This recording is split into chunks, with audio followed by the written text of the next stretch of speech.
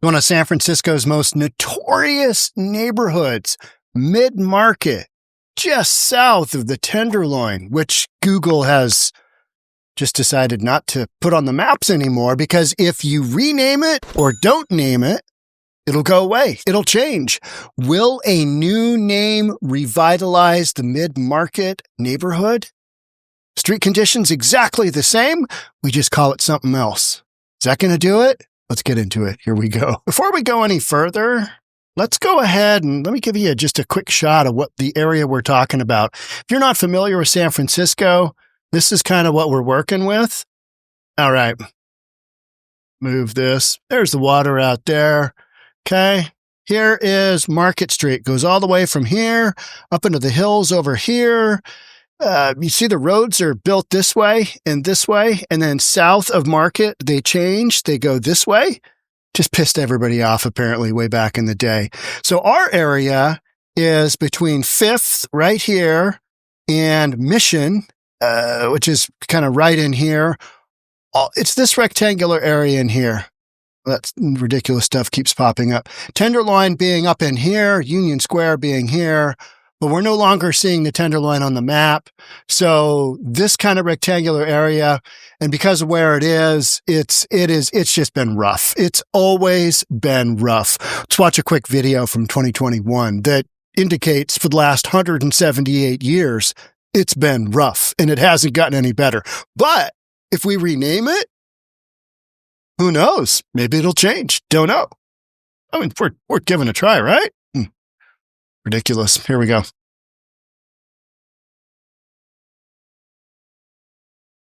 Drug dealing and overdoses, homelessness and mental health crises. It is all part of the problem surrounding the Midmarket neighborhood in San Francisco. But now there is a new effort to clean up that part of the city. KTVU's 𝗧𝗓𝗏𝗏𝗏𝗏𝗏 joins us now. Kristen, this is all part of a broader effort to try to resolve these issues citywide.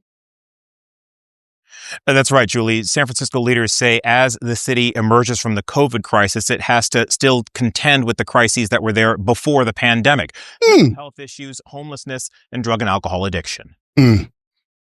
Trifecta. By any account, San Francisco's mid-market area is struggling, something Mayor London Breed says she's witnessed for herself. People who are this is from 2021. Selling drugs, selling and buying products, using drugs publicly in broad daylight as families stroll by and walk by that area.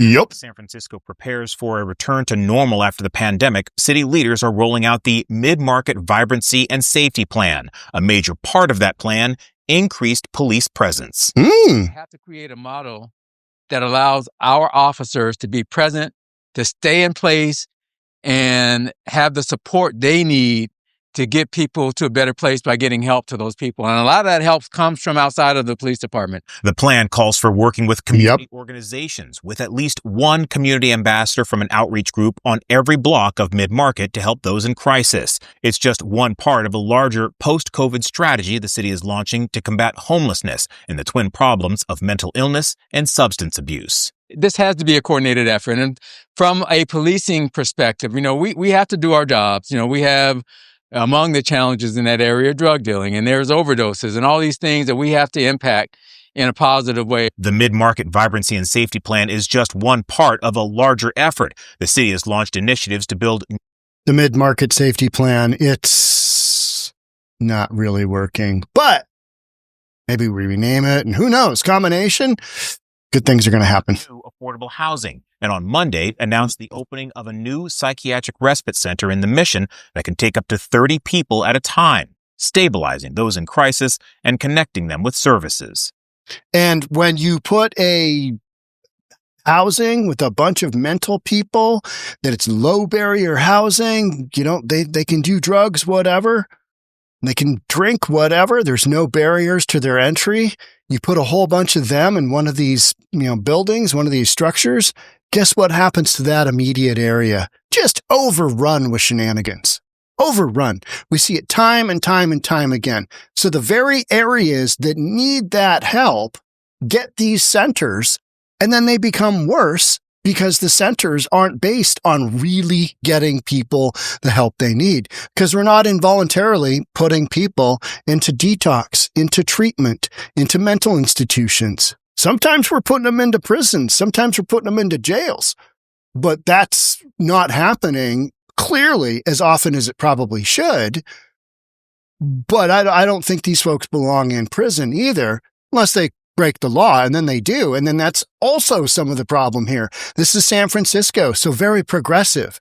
And by that, you mean let criminals out time and time and time and time again, the revolving door of justice reform, which just means let the criminals roam around on the streets. And what could go wrong?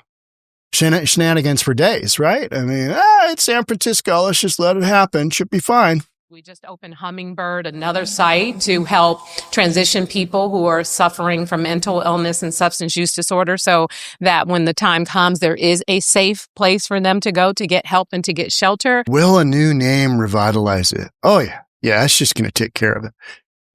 In 2008, when a 128-unit condo building tucked behind Market Street on Page Street opened, the developer decided to take advantage of its proximity to a nearby San Francisco neighborhood that was on the upswing. Upswing. Yeah, they called it the Haze. All right. Now we're moving. I'm liking this. This is, if you don't like what it's called, just rebrand it and nobody will know. I mean, this is genius marketing. Now, it's really close to the Tenderloin, and it's literally called Midmarket, which we all know has some negative connotations. What's the nearest? Oh, Haze. It's over there. We'll call ours, which is in Midmarket, Lower Haze. Lower Haze. It's genius. It was a real stretch, admitted condo marketing specialist Alan Mark. At least he's transparent about it, right? Who handled sales for the development. It was an awful block back then. You would avoid walking down Rose Alley at night. Hayes Valley hadn't grown into what it is today, which is better. Better. Now, 18 years later, that building across the alley from Zuni Cafe does feel like it's within the confines of Hayes Valley. So you've had development, you've had change happen. And so your proximity to better has gotten closer. So now it's like, it's right there, Lower Hayes. So Hayes Valley, a neighborhood that has bulked up one Michelin star restaurant and one bespoke condo building at a time. It's gotten better. You know, that whole gentrification, renew, regenerate type thing happens. Muscling its way beyond the main drag of Hayes Street onto Go and Laguna and Grove Streets. Is that Go or Go? Yeah. And these days, everyone seems to want to cash in on the Hayes Valley brand with little regard to geographic accuracy. If you can kind of see it way down Mission, you're just going to go with it, right? If you can see it maybe down Market, oh yeah, there it is. There it is. It's what we're doing. It's great. Realtors placed the condos at 77 Van Ness Avenue in the heart of Hayes Valley. So Van Ness being on the western end of our map there. And they're saying, hey, that's a push at best. That's a push. But despite being a long block to the east of the neighborhood, it's a push. Meanwhile, Trinity Place, 1,900 unit complex, 5 blocks away at 8th and Market, is just steps away from Hayes Valley. A lot of steps away, but it's close enough on the map. We're just going to go there. We're going to round up. We're just going to call it good. At 30 Van Ness, well to the southeast of the territory claimed by the Hayes Valley Neighborhood Association, there is a massive foundation in place for a project called Hayes Point, a mixed-use office and condo tower. So they're going with literally, let's change it up. Let's call it Lower Hayes. Let's call it Hayes whatever. Hayes Point.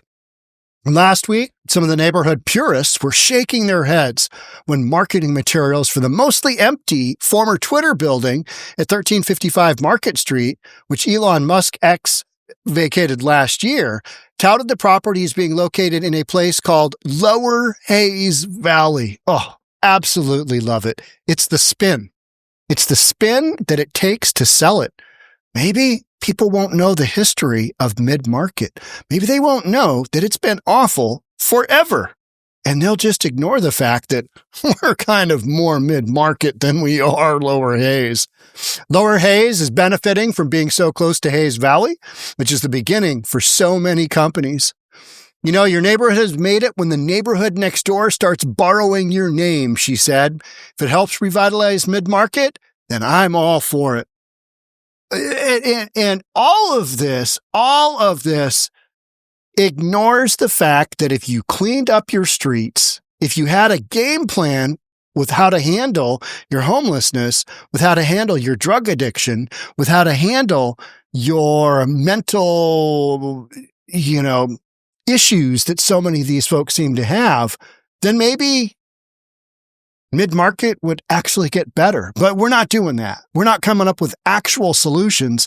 We're just calling it something different and hoping for the best. And if the real estate industry is playing up Hayes Valley as a playground for the new wave of tech wealth, its neighbor to the southeast, the mid-market neighborhood seems yet again to be grappling for an identity. Oh, no. It's got an identity. We just saw what that looked like, and it wasn't good, right? It's not good. There's no grappling.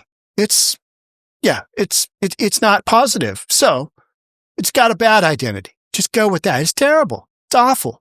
Only one way up. Up, maybe, right?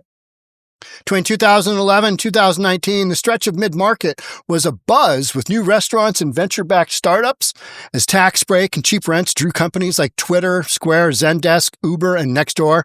They've all left. After the pandemic, this neighborhood just got rocked, right? You had the whole flight from the city out to the burbs because we were told that the Rona was going to change corporate work life forever. Nobody's going to work in the downtown cores ever again. 5 years later, we need you all back in the office. There are new bars, apartment towers, French restaurants. Whole Foods announced to be opening its largest San Francisco store at 8th and Market. What happened there? Oh, yeah. We had prostitution in the restrooms. We had an overdose. We had people chasing each other around with swords. You had whacked nut jobs, just all kinds of crazy stuff going on. And Whole Foods, after, was it 18 months or 2 years, they said, boop, no, closed. We're closing that store because we can't keep it open. Not safe. Mid-market. Today, most of that investment and unbridled optimism is a distant memory. Whole Foods closed in 2023 because of crime and theft. Gone Tour, Great Arcade Books, Little John's Candies, Market Street Cycle, Huckleberry Bikes. Now the 28 buildings and 4 million square feet, the CBRE deems mid-market, and it's defined by those street names I kind of showed you on the map, have a vacancy rate of 62.6%. When Metal Leo says closed or gone, that's what he's talking about. 62.6%. Now this is a small little segment of the greater San Francisco market, but that number there to me is remarkable.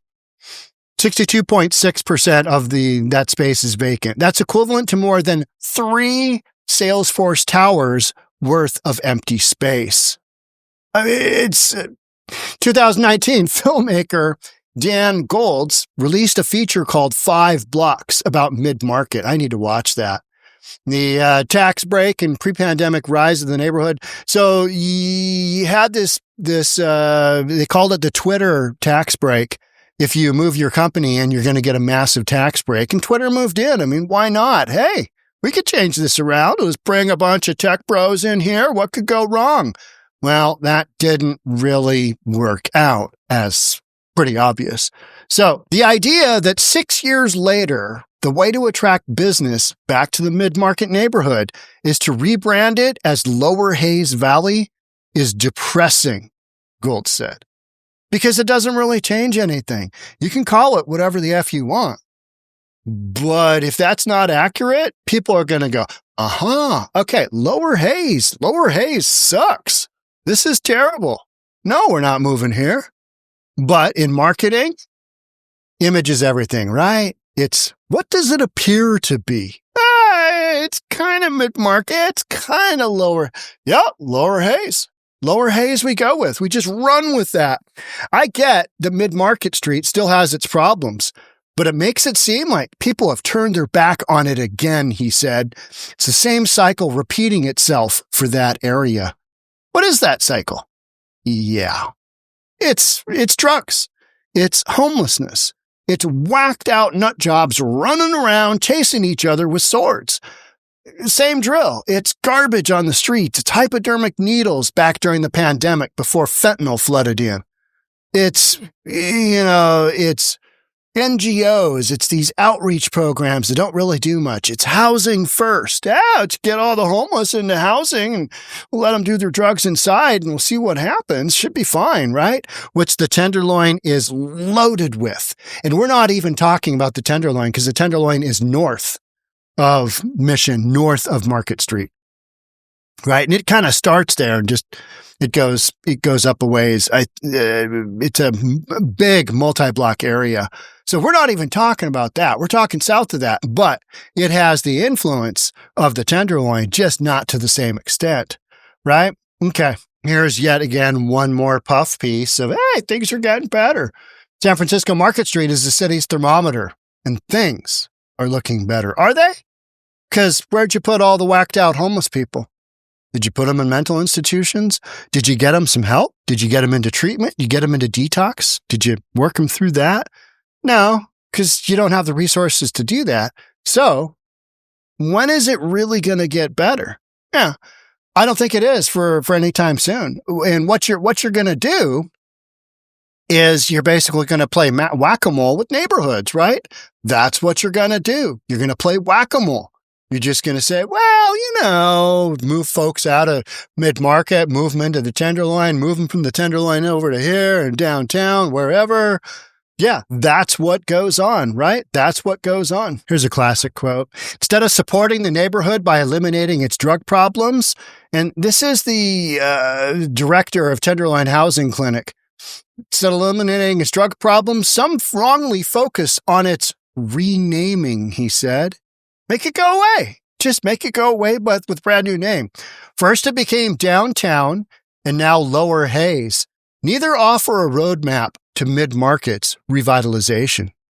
It doesn't because you're not really changing the fundamental underlying issues, which are rampant homelessness, rampant open accepted drug use, and people running around chasing each other with swords that are whacked out of their mind.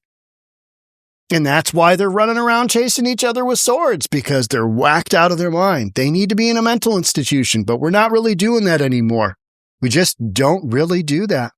So, tech firm moves into Elon Musk's former ex-home in San Francisco's Midmarket, now being marketed as Lower Haze. This is where I first kind of ran across this. This was a handful of days ago, now being marketed as Lower Haze. And that's when I was like, oh, okay. So everybody recognizes that Market Street still got, it's got some troubles. It's got some issues. So maybe, just maybe, for all the new people coming in, they won't be able to do that research on Midmarket. Instead, they'll go with, hey, look, this is in Lower Haze. Oh, Haze is a good neighborhood. But the problem is this isn't in Haze. It's not really all that close to Haze. But a half-mile walking radius. It's a little bit of a stretch. But sometimes in real estate, sometimes in marketing, you have to take liberty with perception because it's all about the optics.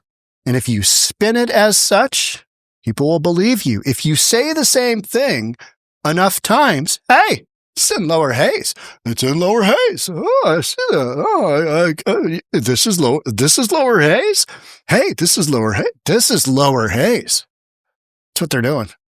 Some wild stuff. After years of searching, Elon Musk X has found its first subtenant at the social media company's former San Francisco headquarters in the Midmarket district, or Lower Haze, as some are trying to rebrand the long-troubled neighborhood. So you got an AI startup. I've talked about that, called Motive.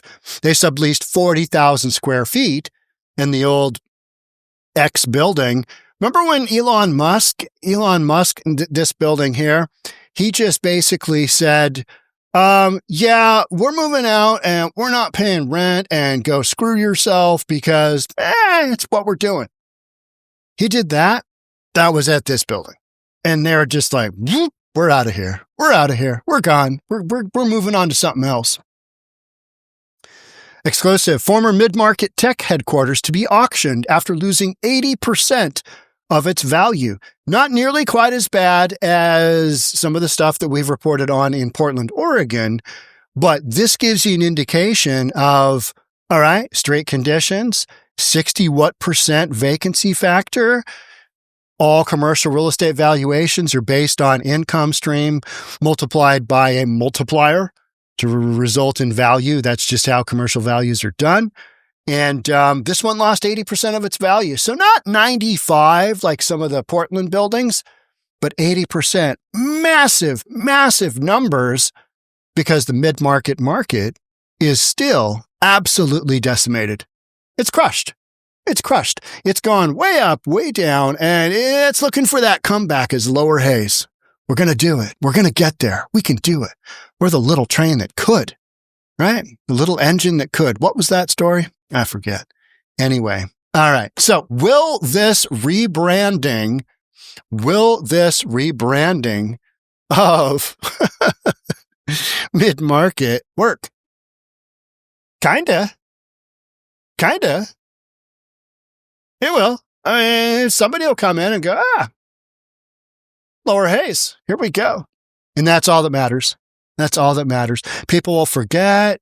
Old timers won't forget. People that really know the neighborhood won't forget. But you got to remember, all of, the businesses coming in are probably new. And so many of these are AI businesses because that's who's coming into San Francisco to backfill all of the millions of square feet of vacant office space. And in mid-market, you got some cheap rents. And that's why somebody's willing to take down 40,000 square feet in the old Twitter building that Elon Musk said, good Lord, get us out of here because this sucks. This is terrible. And he's talking about street conditions, which have not changed, but they got shined up a little bit. Lower haze. All right, we made it. We're here. That's what we're doing. I'll keep you posted on this one. You're going to see a bunch more in lower haze because that's how real estate marketing goes, right? So make sure you're subscribed. Hit that notification bell. I'll see you on the next segment. Thanks for watching. Bye for now.